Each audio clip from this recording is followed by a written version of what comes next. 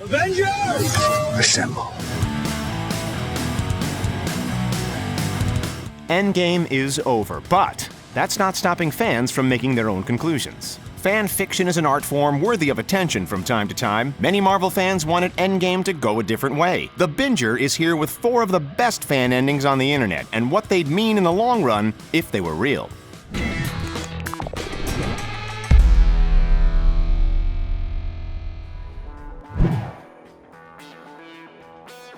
Everyone loves a happy ending. The happiest ending for many fans would have been everything going back to normal. No one is excited for Stark leaving the way he did, it just needed to be done. Still, fanfiction.net user Lois128 imagined up a scenario where Stark lives. In their fictional climax, Thanos is still defeated, Tony still snaps the glove and things end with the bad guy losing. The only big difference in that intense scene is the outcome for Tony. The way this writer sees it, Doctor Strange could have helped Tony out. The man is a powerful sorcerer after all. His magic might be enough to undo the damage done to Iron Man's body from the snap. It's a pipe dream, but in this video, we're taking pleasure seeing those dreams come to fruition in fans' words. Now, Strange helping Tony leads to some interesting situations. Instead of a funeral for him, they throw a memorial for their lost comrades who they couldn't save. The same closure marker is still there for the resolution. It's the final moments that shift the world and show what bringing Stark back might mean for the world. Let's dive more into this fan ending.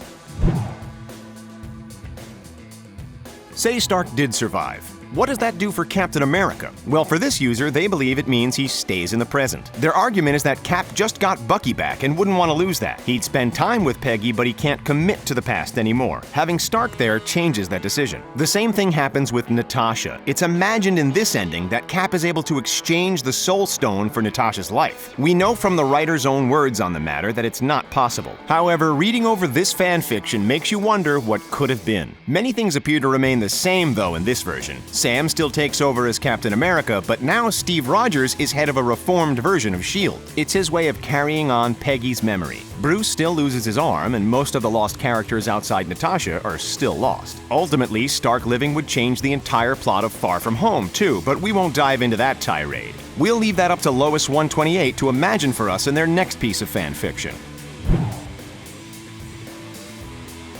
Well, fanfiction.net user Crimson Saiyan 12 wanted a different ending to the film. In their mind, the film would be better off with Captain America making the ultimate sacrifice. In our minds, it's the ultimate question of what if. I can do this all day.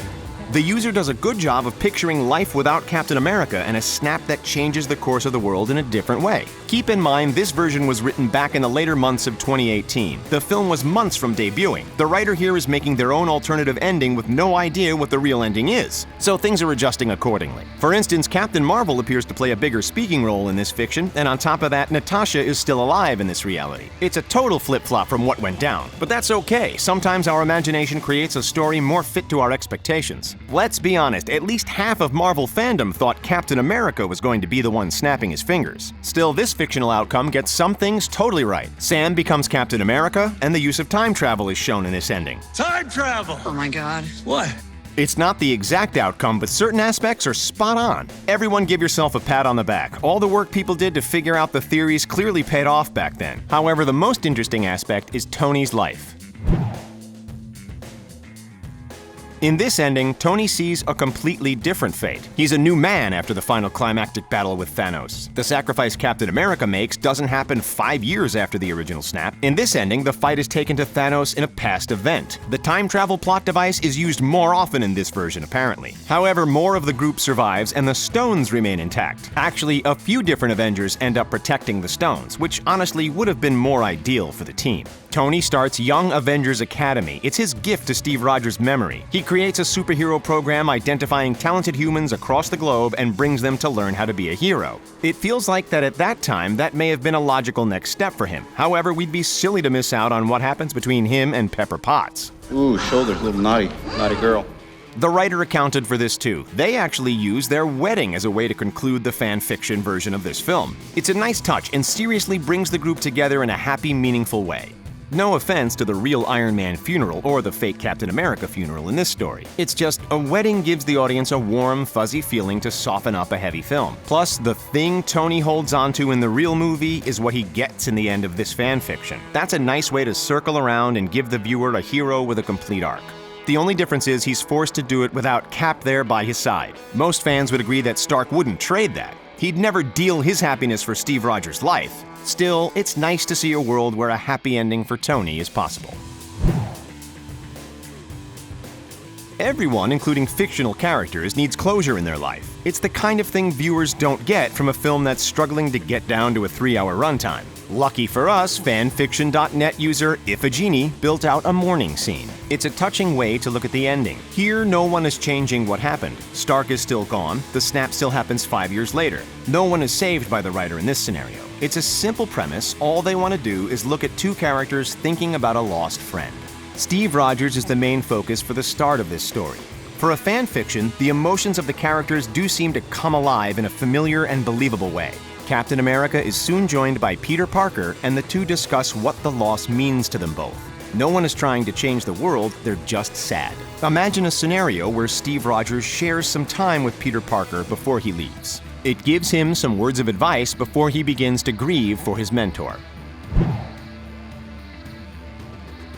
Giving these two characters the spotlight changes everything in a meaningful way. We touched on it briefly just now, but it's worth going into depth on a bit more. After all, these two characters are from similar backgrounds. Sharing a moment would mean a lot to both of them. These two heroes were a big part of Iron Man's life. Steve is clearly left with a lot of unsaid words. The writer here emphasizes their strained relationship. Honestly, it's a plotline that doesn't get resolved cleanly in the real film. The trust between the two characters is only built back up in subtle gestures. It can't be articulated like one can in a written post. On top of that, this story nails the turmoil swirling around in Peter Parker's head. He just lost a man that he looks up to with his whole heart. It's not an easy task to grieve for someone who just sacrificed himself for you and the entire universe. It's the same emotional strife that plays out in Far From Home, written months before the film even came out. Ultimately, this fanfiction serves as a way to grasp some deeper character backgrounds. Many people wanted to understand the feelings about the loss of Tony Stark in better terms, and it's why we're happy that this post exists. It helps give us some sort of closure. Our last post is another fanfiction made by user ABCEasyAs123 prior to the film's release. It was also the end of their long-term version of Endgame. In their defense, it took a while for that movie to come out. We all needed something to do in the meantime. A lot of the variables brought up in this story come out in other entries we talked about earlier. Many of the snapped people come back without the need to make a big sacrifice. This time, the writer offers us a bit more to gander at and appreciate. We see all the heroes get a moment to celebrate their success with their friends who reappear at the conclusion. In the real film, the survivors go straight back into battle. They barely get a second to collect themselves. It stinks, but it was worth it in that plot. Here, the effect is different. Thanos is already gone when the people come back, so people get to hug and say hello. None of these reunions are as touching as the one between Peter and Tony near the end. Everyone loves a good mentor and mentee relationship like the one between Iron Man and Spider-Man. Crime-fighting spider. You're Spider-Boy? It played as this father and son relationship we all wanted from the two characters ever since the Civil War movie. The writers built it up well, but we never got the reunion we hoped for in Endgame. Picture the two characters getting more than a minute to speak and be together again. It provides a totally different experience for the viewer. The emotional catharsis would actually be present in that moment. Instead, we lost it to a terrific final action scene. Again, the writers can't make everything happen. We're just happy that this fan fiction writer decided to take the time to flesh out their reunion. That way, if you're left unsatisfied by the real reappearance of Spider-Man, you've got this writing to lean back on. It's right there for you if you want that kind of ending. After all, isn't that what fan fiction is for sometimes?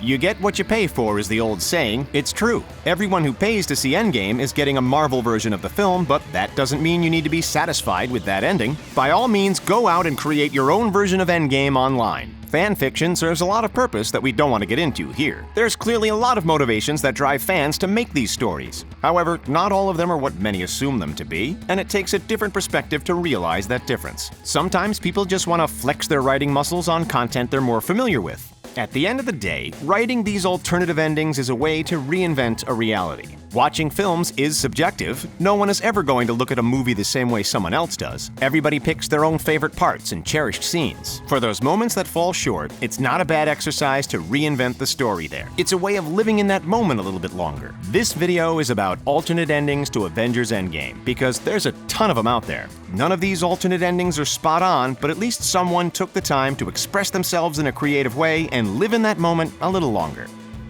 That's all the entries we've got for this video. Did we miss any favorites of yours? Share your opinions in the comments down below, and don't forget to like the video to support The Binger. If you liked what you saw, then subscribe to keep up to date, and we'll see you in the next video.